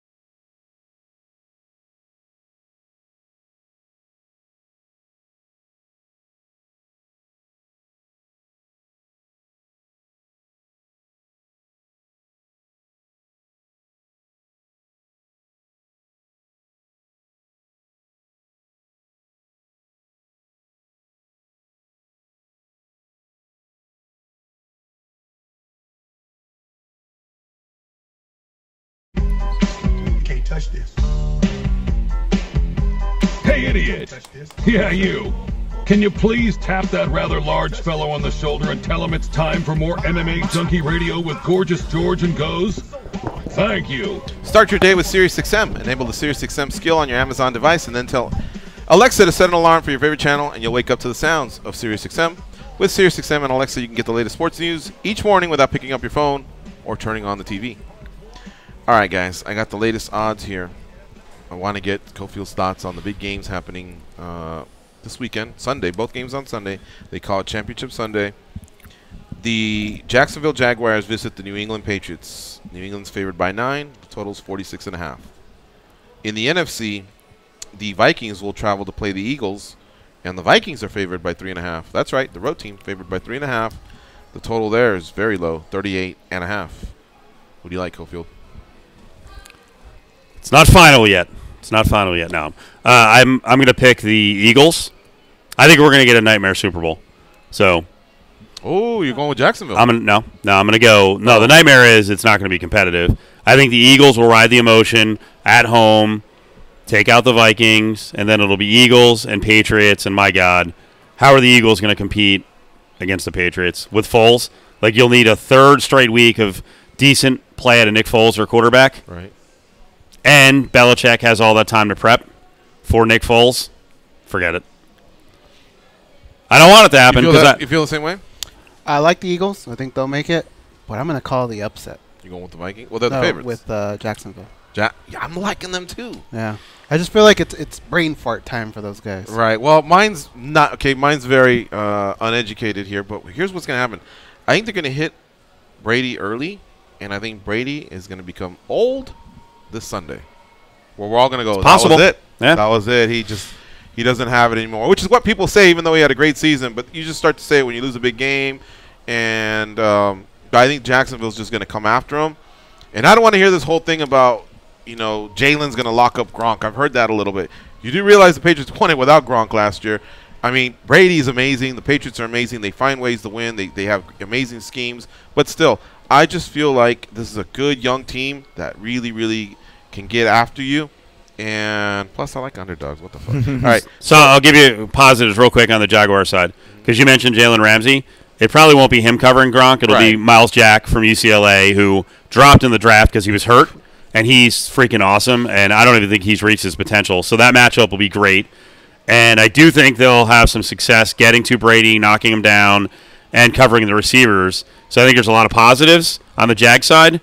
But the Patriots will get either a pick six or some sort of score from good field position because of Blake Bortles. And I like Blake Bortles, but this is too much. I'm going to say too soon, not that he's like You're probably right. 22 years old.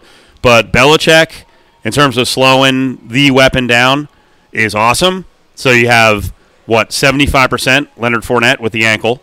Just got into a car accident, too, so I hope he didn't suffer any more injuries. That way that'll affect him on the football field. After the game on Sunday, got in a car wreck? Yesterday, he got into a morning wreck. Yesterday or Monday? Anyway, driving a Maybach. Pretty good for a rookie, huh? Yeah. What is that? I don't even know what a Maybach is. It's $250,000, $300,000 car. Last time I've seen someone driving one was Lorenzo Fertitta. Looks like a more expensive, longer Mercedes-Benz, kind of. Rolls-Royce. What did he Rolls crash Royce, into? yeah. What did he crash into? He got rear-ended on the highway on an interstate in Jacksonville and then got pushed into someone and smashed up the front end of his car, but they said he was all right. Because what's crazy now is when people get into a car accident into a building, you got to go first floor or second floor. Yeah. Wasn't that nuts? Did you see that? That's where we grew up. In Santa Ana. Is that right? Yeah. The mean streets of Santa Ana. Do you know that street? You know that street in that building? Yeah, 17th Street. It's on the other side of Santa Ana, the soft side. But still, did you see the video? Yes, it's nuts. Oh, yeah. That's crazy. God forbid anyone else was near him. Did you see that bus that just kind of went and didn't really stop? I mean, they just kept going, kind of like, oh, got the next stop, got to be on time. Dude.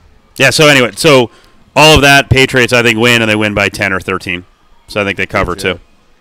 Let me ask you something that him and I have been having troubles with, and I want to know if it's ever been a topic on your show, and that's him and I, we grew up in Orange County, California, but he roots for the 49ers, I root for the Redskins. Mhm. We've done this our entire lives. We don't know how to adapt to the Vegas Raiders. Are we going to be those guys that can kind of cheer for them as long as they don't play our team But does that entitle us to run up and down the strip if they win the Super Bowl? And Do you believe in the second team? We did it. Like, what do we do? Do you believe in the second team? Can you do that? I've always said you can. They have to be unrelated completely, the teams. So AFC, NFC, different conference. So Niners. Yeah, you're screwed. You can't root for the Raiders. Right. A little bit, but I'm not from the Bay Area. I know you're not from the Bay Area. So I feel you because I related to USC, UCLA. I could never root for UCLA. Right. But here's the weird thing. In Southern California, when I grew up, the Dodgers were it. The Angels kind of played, and they were almost treated like a AAA team. Oh, they're cute, and they would choke or whatever. And then all of a sudden, they won a title after the Dodgers hadn't won a title for a long time. And now the fans, they'll get in the fights. It's a bigger deal now, right? Mm-hmm. The Clippers and the Lakers, same thing. The Lakers were it. The Clippers were just fun. Oh, yeah. You could sit front row there for $80. Laker game would cost you $10,000. And then all of a sudden, tides turn, and now they have a little bit of their set of fans. It's still kind of a Laker town, though, right?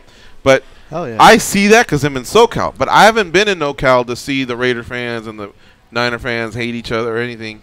So that's why I'm wondering what's going to happen, Can I get away with it? I think my first question, though, is because you're my age, right? How are you a Niners fan? You had two teams at the time in L.A. in your formative years, early 80s. Well, I became a Niners fan before the Raiders came. But so basically, here's what happened. I actually explained this the other day. When the Rams were owned by I was actually a big USC Trojan fan, more than anything. I love the Trojan. But when the Rams were owned by Carol Rosenblum, he drowned in an accident. Georgia Rosenblum took over. She became Georgia Franieri, and they were just butting heads, and there was a lot of holdouts. And so as a kid, you're like, sign him! Ferragamo, other athletes, sign him, And I don't know, man. As a kid, you just... And then the Niners were good. No. I picked the Niners because I loved O.J. Simpson, and they signed him his last few years. Okay, I didn't that's know hard. He was going to hit this downhill. He kind of sucked, you know what I mean? Yeah. I didn't know he was going to hit this downhill. But I was like, man, I'm just going to root for the Niners, just thinking of another. Because actually, a better choice would have been the Chargers. Eric Coryell was amazing back then. Mm-hmm. San Diego, everything. But I liked O.J., and I was a big Trojans fan. And have you seen O.J. while he's been out, by the way? I have not seen him personally. A lot of sightings in the Boca Park area. He goes to the watering holes. Wow. And the question is, would you take a selfie with O.J.? Start with you. And post it. Wow. There's a lot of thinking here. Yes or no? I'd do it. Yeah, why not? Okay. Why not? He goes, why not? Would you, Steve? No. He was at a bar for the Bills playoff game, and the line to get a picture with him was out the door. It's a small place. They could not fit everyone in. And people, once it hit social media, people were coming down. Oh, wow. So there's lots of people out there. No. Maybe it's 50-50. No, why? Your answer was no, but why would you not take one? Because he's a sociopath. Okay, go. I don't want to be around a guy like that. There's just a dangerous individual. Too much against them. Let me ask you guys this, because I said I would just to be contrarian, but the USC thing. Can you guys go back and watch like that footage and forget like about all the other stuff and just appreciate that glorious USC footage of him playing, or do you guys still? How far does that reach? Taking a picture of the guys, no, but like, does it ruin everything? Because for example, the reason I'm asking, because when I was watching that documentary, I forget 2 recently came out, but that I'm not even the biggest football head, or I didn't go to that college, but that was such glorious footage. Just seeing that stock footage.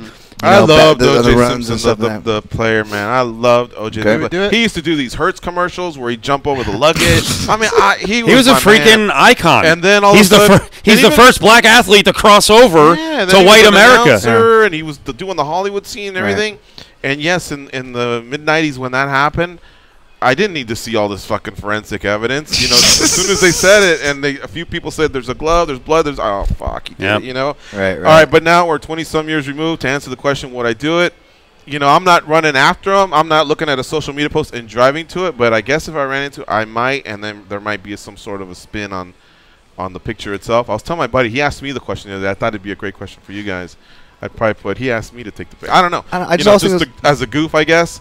But Yeah, that's why I was answering as a goof, because he stirred emotions in me as a kid. Like I fucking sat there and loved him. You know what I mean? And so that was a big, colossal letdown for me. I would feel like a little acquitted bit or not a hypocrite because I would go nuts Tyson were here, I'd probably take a picture with him, and his past ain't that. I Yeah, know, it's true. somehow Yeah, he's gotten past, all that, and poor, Don't say poor. I know. Poor OJ. Poor OJ just can't get past decapitating two human beings. Allegedly. Allegedly. Well, no, I shouldn't say poor. But other athletes who have lesser problems than what Mike Tyson was convicted of, like, for example, look at the way people come at John Jones. You know what I mean? True. Or Michael Vick. Look, I love dogs. You all know that. Shut up if you guys are going to start in on me. But the dude did go in and pay his time. Well, I'm just saying, he did go in and pay his time, and he can nowhere near lead his a life like Mike Tyson can. Apples to apples? Oh, I would never take a picture with Mike. No, yeah. That's where this guy I'll draw the line But you would with Tyson? I would take one on Tyson's shoulders with my hand on O.J. Simpson's forearm going like this before I would take one with Michael Vick. Oh, my God. It all depends on the comic value. Like, for example, I have a picture with Jackie Chan, and that works because now I have a funny photo I can post for Father's Day. You know what I'm saying, right? Because I was a kid at the time, and for listeners, I'm Asian, by the way. Anyways, but yeah, it's just, it just depends on the comic value. But no, I completely understand what you guys are saying, obviously. Somebody was writing a mean tweet, and then they go, oh, he's Asian. They had to backspace him. Like, I couldn't wait to rip him. Hal from Chicago. What's up, Hal? Listen to this, man. I'm looking at this card. This is one of the best heavyweight fights of all time in MMA. What do you think? Of all time, yeah. It's one of, yeah. I agree, Hal. Oh, and by the way, if Stipe wins, he's the greatest heavyweight, in my opinion. Me too. I think he's done enough. I was ready to hit the Verdum train, so that I got to be on Stipe by default if he wins. How? I was in Cleveland on Monday. It was snowing. It was windy. It was cold as fuck. And I thought, look at Stipe. He's in this. He's running out there. He's out there right now. He's running in this shit. People are sleeping on him, man. I know Naganyu's scary, but Stipe's Golden Gloves champion. Baseball scholarship, wrestling, fireman, all around superhero. He's going to get it done. Okay. Thanks for the call. Yeah. I promise you that line just changed right now. I was thinking of Hal something. has mushed Super Bowls. He's mushed all kinds of things. I was thinking of something the other day. I think it was Brian Gumbel show, or I don't know. Did you know Cleveland had a parade, even though they went 0-16, and they had hundreds come out? You probably heard of that, right? And I'm wondering, could 800 or 1,000 people come out for a Stipe Miocic parade? That's how far I think sometimes MMA is still away from the NFL. Or even soccer on a global. What's the biggest reception you've seen in a hometown for a fighter? Because I think it's pretty easy, actually. Max Holloway, or I don't know about Connor returns, but maybe Max. Did he get some? He had a good one. Yeah, he had some good. I'll give you the one I thought was most impressive was Albuquerque with Holly Holm. Ooh, that was a good one. That was a good one. They had a lot of people there. Yeah. That was a good one. But see, they gave her a great tour. She did Good Morning America. And she did Larry King. She had great sit-down interviews. And so the UFC really, really, rallied and put her there. And so that was the best. It is. Right. It is a funny thing about mixed martial arts that on that level, on Ellen or Good Morning America, the only people they've been able to put over consistently are the women. Yeah. And we know it's because of looks for the most part. But the women they presented were also good speakers and good stories, which you mentioned the guy 5 minutes ago. John Jones.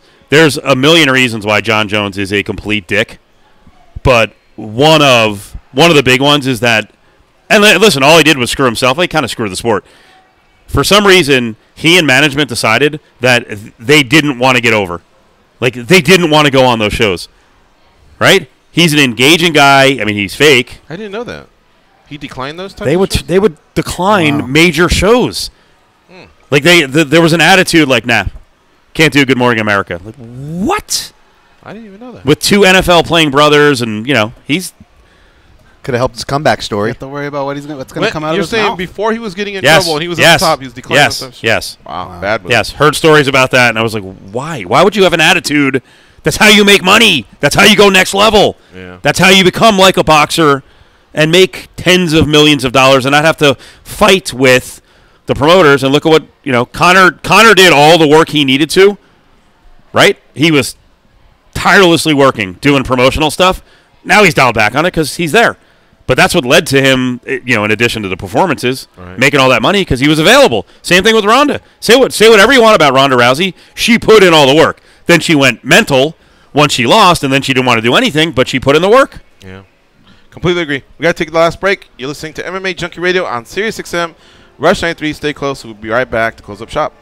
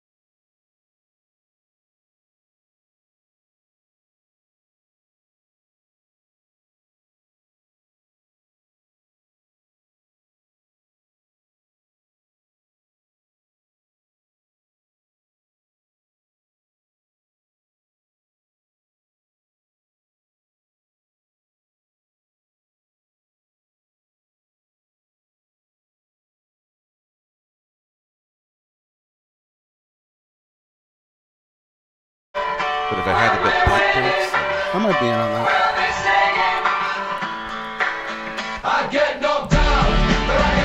They are the stretch marks on the underbelly of the MMA community. But hey, stretch marks are the new tats. They are Gorgeous George and Goes.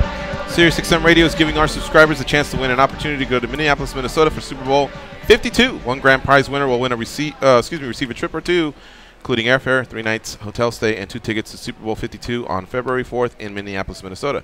If you're a football fan, this is the ultimate prize. No additional purchase is necessary. For official rules and to enter, go to SiriusXM.com/Super Bowl before January 24th, 2018. The NFL entities, as defined in the official rules, have not offered or sponsored this sweepstakes in any way. Steve Cofield, our guest here. You can catch him on local sports radio here in Las Vegas, ESPN 1100. It's Cofield and Company, 3 to 6 p.m. on Monday through Fridays. Cofield, tell us where else the fans can catch you on the national scale. Mad Dog, I believe, right? Yeah, so probably, I won't even put a number on it because I don't know what's going to happen this year, but I fill in on Mad Dog Sports Radio, usually on the evening shows. So Left Coast Live, which is 6 o'clock Eastern on, and then the Wrap in for Patrick Maher every once in a while, Okay. 9 o'clock. But I am on, I'm doing Fox Sports Radio National late nights, football-centric, more gambling-centric, at 11 o'clock Pacific on Friday nights and 10 o'clock Pacific on Saturday nights. So that's on Channel 83. That's only football season, or it's year-round? I think we're going year-round. We'll see. Wow. I don't think a commitment has been made yet. So I know we were Fox Sports Radio was committed through the Super Bowl. Then that show was put together by R.J. Bell, who's a big handicapper and gambling expert here in town. So we'll see what happens moving forward. It's a good show. You know what? I was saying to you guys, I've become a bigger football fan, you know, with the Raiders coming, and I've just gotten more into the NFL and college football, and that show's helped it. So, And will you be in any form of a Raiders fan or supporter when they do move here? I never answered a question. I know you have dump the Redskins, go to the Raiders. No, I will not. I'll root for the Raiders to do well, but I'm a Jets fan, so it's AFC. I can't do it. Gotcha. What about NFL? What about NFL? I'm rooting for NFL teams. What is that, That's AFL a joke. Okay. Went right over my head. Like, you son of a bitch. All right. What about an NFL team? You can catch Steve Cofield on Twitter at Steve Cofield, just like his name, STEVECOFIELD. We'd love to have you back sometime. Yeah, anytime. Sounds like you have a hectic schedule, but this was a lot of fun. Not really hectic. I can come anytime. Well, it's kind of hectic because I tried to book him last year around March Madness. He goes, well, the madness has to end. It was like 3 weeks. I was like, wow, he must really get pulled in many directions. And then said he took a few days to hear back, so I thought he must just be a busy cat. But anyway, we'll do it soon. Thank you. All right, and tomorrow we have some more fighters coming your way, but I'm running out of time, so we're out of here. For Danny and Dan and Goes and Steve, I'm George. Go out there and be champions.